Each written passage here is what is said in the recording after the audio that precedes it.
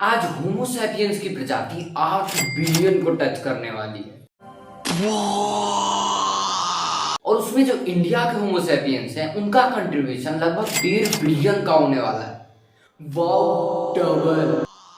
In the time you watch this, almost 1,200 people will have been added to our population. एक साल बाद भारत जनसंख्या के मामले में विश्व चैंपियन बन जाएगा। As the global population surpasses 8 billion people. India will surpass China as the world's most populous country next year.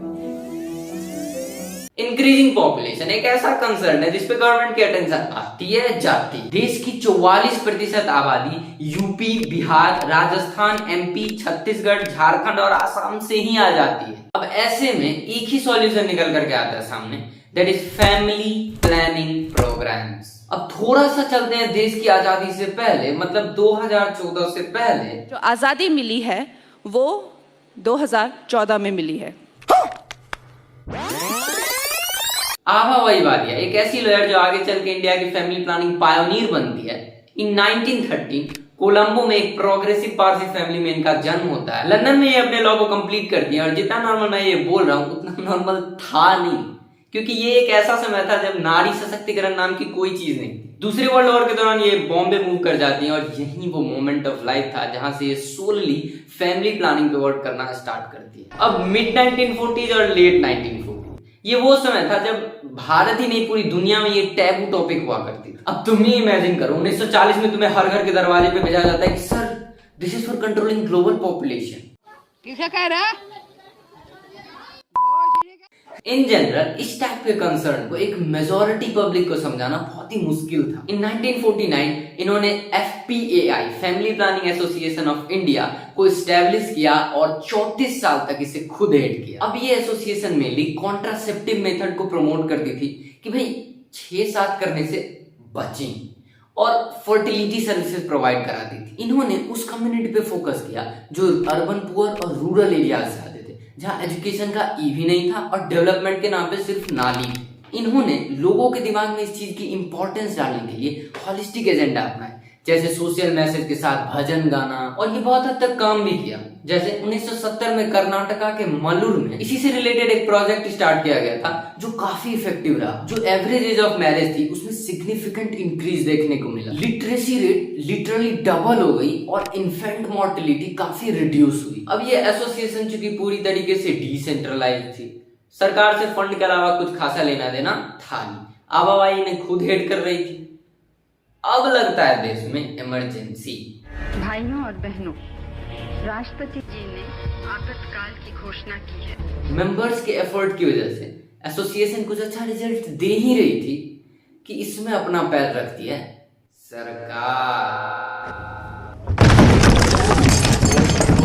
1975 से 77 के दौरान government draconian population control measure को अडॉप्ट करती है, जिसमें फोर्स्ड स्टेरिलाइजेशन इंक्लूडेड होता है। इसको आवाबाई काफी क्रिटिसाइज करती हैं और ये जबरदस्ती वाला फैमिली प्लानिंग प्रोग्राम के अगेंस्ट वार्न भी करती हैं कि आपको पार्टिसिपेट करना ही है। उन्होंने अपना एक स्टेटमेंट भी दिया था कि those who try to confuse the public by equating abortion with family planning are trying to destroy human and individual rights. In the year 2000 जब महाराष्ट्र स्टेट में 2 चाइल्ड नॉर्म को इंट्रोड्यूस किया जा रहा था, और 2 चाइल्ड नॉर्म मतलब basically you should not have more than 2 children. So जब इसको इंट्रोड्यूस किया जा रहा था कि सरकार के द्वारा free ration, free primary education, free food as an incentive सरकार के द्वारा सब फ्री दिया जाएगा, उस समय भी इन्होंने कहा कि we can not support disincentives which do not uphold basic human rights. इसके बाद 2019 में 125 से ज्यादा एमपीज ने प्रेसिडेंट को लेटर लिखा कि भाई 2 चाइल्ड नॉर्म को इम्प्लीमेंट किया जाए। उसी साल सुप्रीम कोर्ट ने पॉपुलेशन कंट्रोल मेजर की मांग करने वाले कई पिटीशंस को डिसमिस किया,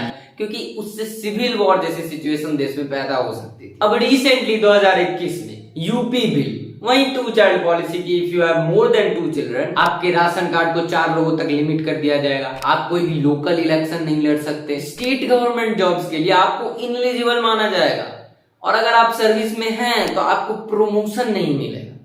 और बदले में आपको क्या मिलता है? Free health care facility, free education और free insurance cover to your spouse, मतलब धर्म।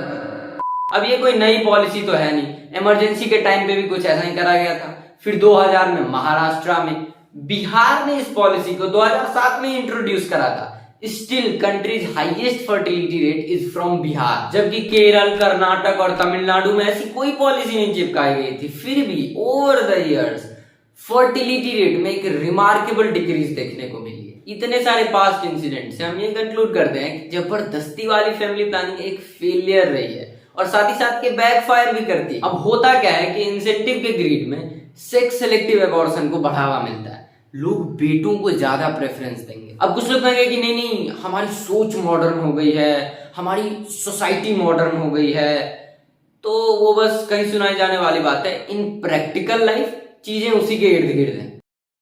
करे तो करे क्या, बोले तो बोले क्या, अभी बता है भाई। Instead of coercive policies we need to invest in health and education system. ये है लखनऊ के रहने वाले रंजनी शर्मा और ये है उनके husband. Now the couple had decided they did not want any more children, so to avoid pregnancy they had been using condom. लेकिन ये इतना फुल प्रूफ मेथड साबित नहीं हो रहा, क्योंकि उनके जो हस्बैंड है he did not like it because this is uncomfortable and made sex less pleasurable. So बिना किसी प्रेस्क्रिप्शन के ये एबॉर्शन पिल्स लेने लगती हैं। रिजल्ट उन्हें हैवी ब्लीडिंग सफर करना पड़ता है, ब्लैकआउट्स, हेडेक, हमेशा टायर्ड फील करना। सो इससे बेटर वो स्टेरिलाइजेशन को समझती हैं, बट इसमें उनके हस्बैंड टोटली डिनाई करते हैं और उनका ऐसा कहना है कि ये उनके वाइफ के हेल्थ को बहुत बुरा अफेक्ट करेगा, क्योंकि वो 3 बच्चों की माँ है। सो उनके हस्बैंड डिसाइड करते हैं कि उन्हें ये प्रोसीजर करवाना चाहिए, बट इसमें उनके वाइफ डिनाई करती है और उनका ऐसा कहना है कि वो फैमिली के ब्रेड विनर है और स्टेरिलाइजेशन उन्हें वीक बना दे। Here is the lack of education. The fact is,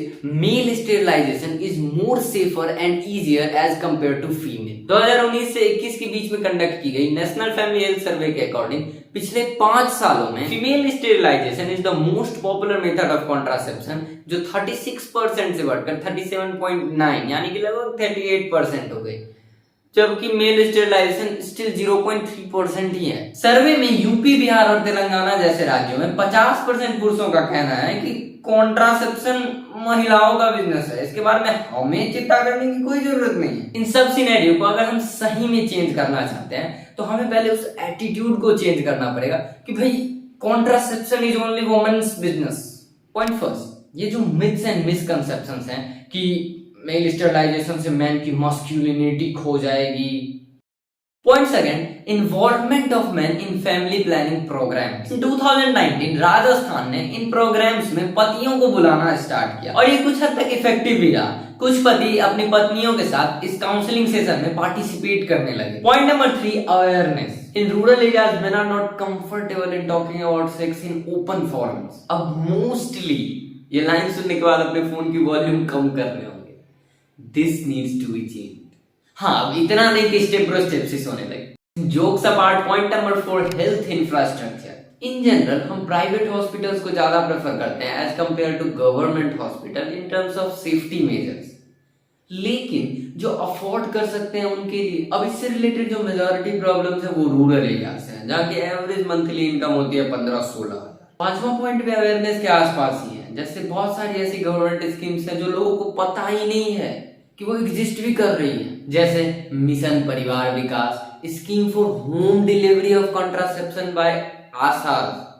अब बताओ कितनों के घर में होम डिलीवरी होता है। National family planning indemnity scheme, जिसके अंदर क्लाइंट्स को इंश्योरेंस प्रोवाइड कराया जाता है in case of any failure in sterilisation procedure. और जिन्हें कुछ पता भी होता है उन्हें भटका दिया जाता है कि नहीं ऐसा कुछ नहीं है, वो तो आजादी के पहले ही बंद हो गया। अब ऐसे में डेमोक्रेसी की सो कॉल्ड 4th पिलर कही जाने वाली मीडिया को आगे आना चाहिए, अब चाहे वो न्यूज़पेपर्स हो या न्यूज चैनल्स।